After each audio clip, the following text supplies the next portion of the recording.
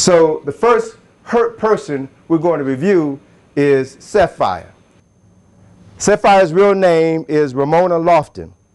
She took the name Sapphire because of its association with the image of this belligerent black woman, Sapphire, from the radio drama and later the television program Amos and Andy, right, which was created by two Jewish men in blackface to disparage black folk. So this is the name she chose for herself. So she is continuing this legacy of disparaging black folk. Sapphire describes herself in her own words now. She says that she was a victim of incest. She says she is a former prostitute and a recovering lesbian. She was an obscure poet and performance artist before she was discovered by a white lesbian feminist literary agent who was able to get her $500,000 for writing this book, Push. Sapphire says of the character that she created in the book, Clarice Precious Jones, she says that she is a composite of many young women I encountered when I worked as a literacy teacher in Harlem and the Bronx for 7 years. So Miss Rain was her in the classroom. That was her experience. She said she wanted to create a novel with a young person who has not existed in literature before. She wanted to create something new. Parts of the novel Push were written in the form of a journal, so we learn about Precious and her life and her abuse as we read her story. But what was Sapphire's inspiration for writing the book in this format? Sapphire says, in my childhood, one of the most influential books that I read was The Diary of Anne Frank. I read the story of this girl, a story that would have been lost to history and humanity had she not written this diary.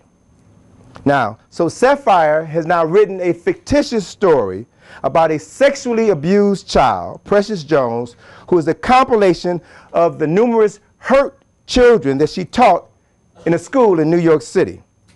The film Precious, based on the novel Push by Sapphire, has been promoted as a legitimate interpretation of the pathology of black children, black mothers, fathers, and the black family.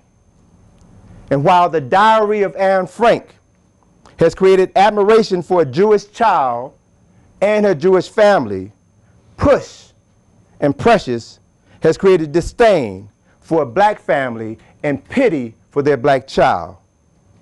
Jews are wise to be protective of how they are portrayed in the world. They're very protective of their images. And we would be wise to be protective of our images as well. Because what people read in a book, what they see on the screen, they believe.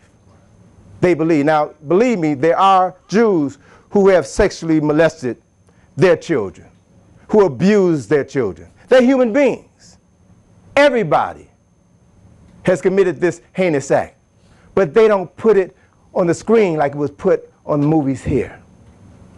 They are selective because they care about their people enough to show them violent acts such as this.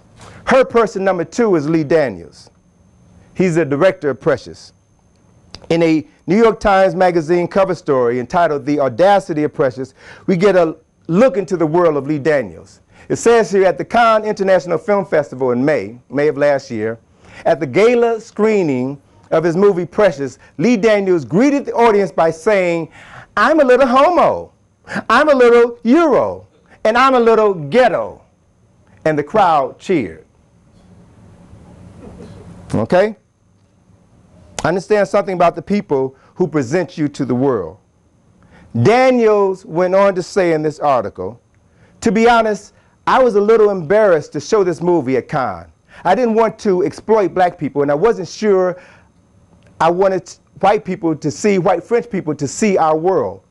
But because of Obama, it's now okay to be black.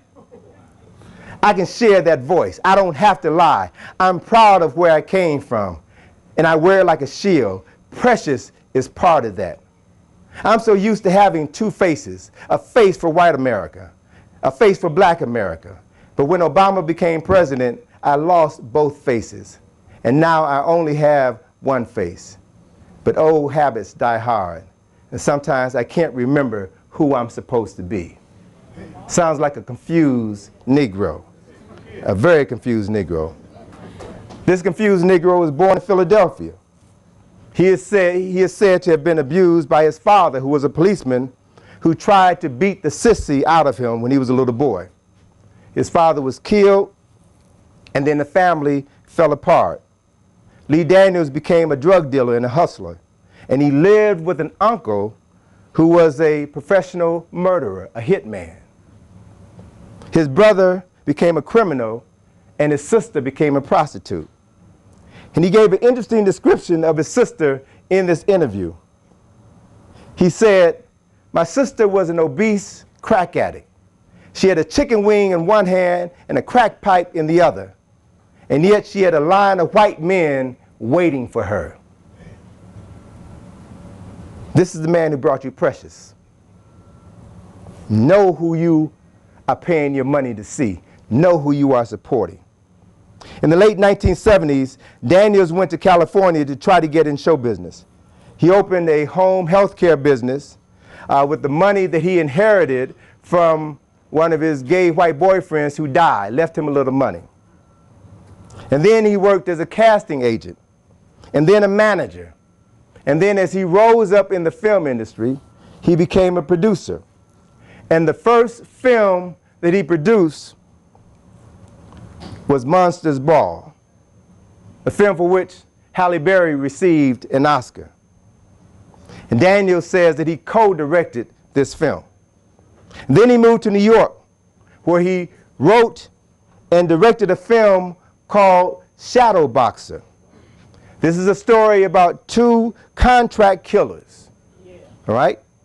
A middle-aged white woman and her black stepson.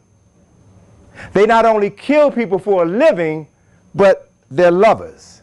Incest again. And when the white woman, Helen Mirren, who he really originally wanted to hire to play the role of the social worker in Precious, but she wasn't available, so he hired his friend Mariah Carey. But when Helen Mirren's character in Shadow Boxer discovers that she has cancer, then she has her lover, played by Cuba Gooding Jr., kill her while they're making love in a park. He wrote this, Sickness. All right? So Daniels said in this interview that Shadow Boxer was based on his life, his experiences with the uncle who raised him. He said that black people are not all saints, and he feels an obligation to tell their story. But Lee Daniels, it seems, also has something of a heart. And he adopted his brother's twins after they were put up for adoption, after they were abandoned by his criminal brother and his drug addict girlfriend. And so he raised his niece and nephew with his white lover, Billy Hopkins. Last year, Daniels and his boyfriend broke up, but they share joint custody of their children. The kids, now listen to this. This is key. Now, you got to know something about the people who produce these things for you.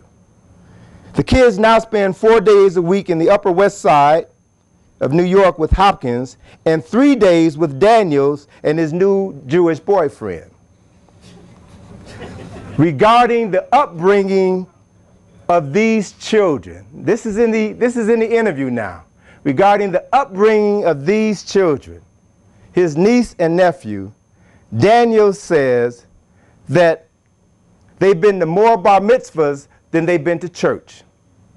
They're these black kids living around these Upper West Side Jews. They've read Anne Frank 100 times, and they've never read Roots. Right? So he is immersing them into a culture that is not their own. So you can imagine how confused these children are going to be. they should probably get along very well with Michael Jackson's children.